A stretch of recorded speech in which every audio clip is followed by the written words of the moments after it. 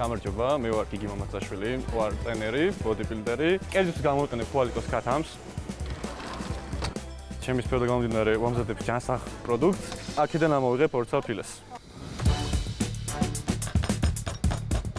მინდა გამომწვევ ის მითი რომ ჯანსაღება არის უგემური და დღეს მოვამზადებ ფილეს, ბრინჯით, ბანანით. გამოვიყენებ ჯოჯიტას სუნელებს, კურკუმა უცებ მჭირდება რომ ვიღო ოქროსფერი ფილეში.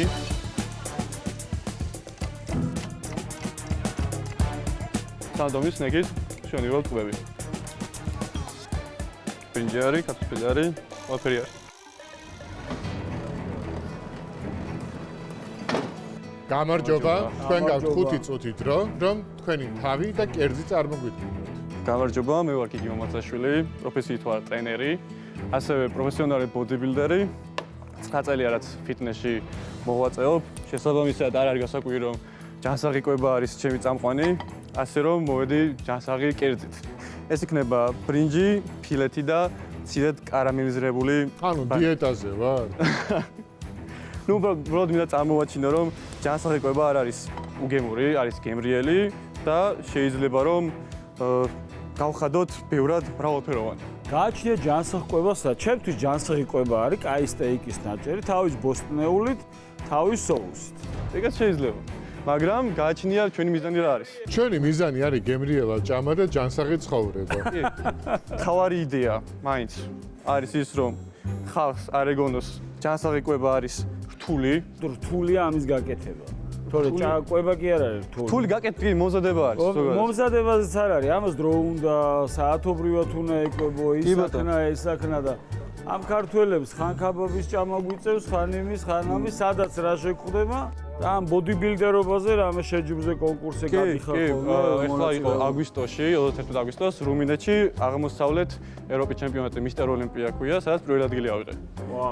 რამდენჯერ უნდა იკვებო დღეში? რამდენჯერ შეგიძლია, მე ასე ვიტყოდი. თავარია რა სჭამს? ჩვენს შეგვიძლია. ანუ შეიძლება ვიღაცას დროის გამო ორჯერ შეეძლოს. მე მაგალითად დღეში 6-ჯერ 7-ჯერ ვკვებები. ანუ ჭამის გარდა არაფერს არ აკეთებ? აი არის რომ თან მუშაობ და თან ამ ყველაფერს ერთმანეთს უთავსებ.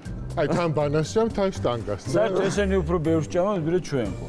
ჩვენ ხო სამზარეულოში ვართ, მაგრამ მე სახლში ვჭამ ხოლმე, შეიძლება დღეში ერთხელ ვჭამ.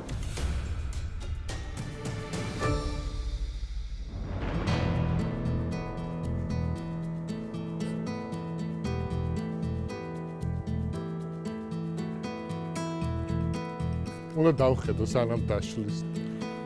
ეს დესერტისთვის უფრო კარგია.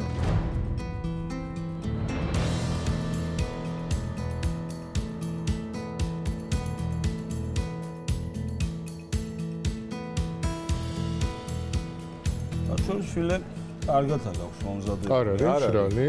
ნუ აი ძალიან მშრალი არ არის, ნორმალური. არ ველოდები. სოუსი კარგია ოღონდ. ალბათ ჩემთვის ამისთვის არა.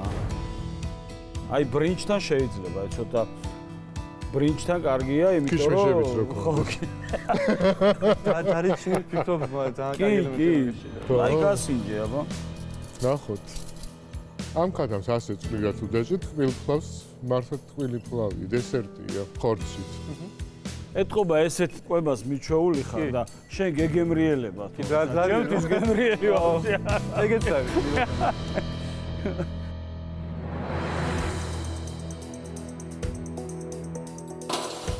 მე ხა არ გამახსენდება რომ ეგ გავიკეთო და ვჭამო, ხა შანსი არ არის.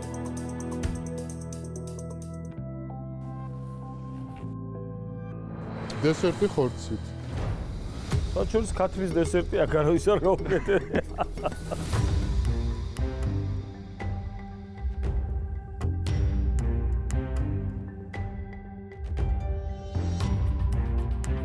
მე ფილეს უფრო სქელს გავაკეთებ. უფრო სქელს და უფრო წვნიანი იქნება. მე ცოტა ცხიმი მაკლია ამ ბრინჯში. არაჩვეულებრივი ბანანი სადესერტო, ოღონდ მართლა, მაგრამ კერძი როგორც ესეთი ვერ შეიკრა. მადლობა.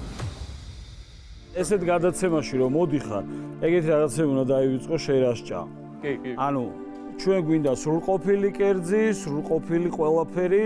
აი ხა მარტო კლავები რო განივითარო და მეტი არაფერი, აი ეგეთი რაღაცა გამოვიდა რა, ანუ მიხვდი? ანუ სრულყოფილი არ არის ჩვენთვის, ამ გადაცემისთვის, ამ ჭამელი ხალხი. შეჯიბრისთვის, ამ ჭამაყლაპის ასე ვთქვა. ჩვენი მასტერშეფისთვის ცოტა გემრიელი არა. მაგიტომ მე გეტყვი არას, იმიტომ რომ შემდეგში რომ მოხვალ, მინდა რომ ჩვენთვის მოხვიდე, ანუ ამ შოუსთვის მოხვიდე. კი ბატონო. ეს რომ შენ დესერტად გარდაგექმნა და მართლა ძალიან გემრიელი соуსია და მართლა ეს ბრინჯით ამ დარიჩინთან და ბანანთან ერთად ძალიან კარგია, ესე ცალკე აღებული. უბრალოდ კომბინაციაში ქათამთან ერთად არაფერ შუაში არ არის. ამიტომ მე გეტყვი არას. შენ გაქვს 3 არა და ვერ გადახვედი შემდეგ ეტაპს. მადლობა დიდი. მე სხვა შორის შემდეგ მომავალ წელსაც გელოდე. ოღონდ კარგად მოემზადე. გაიხარე. ახლა დის.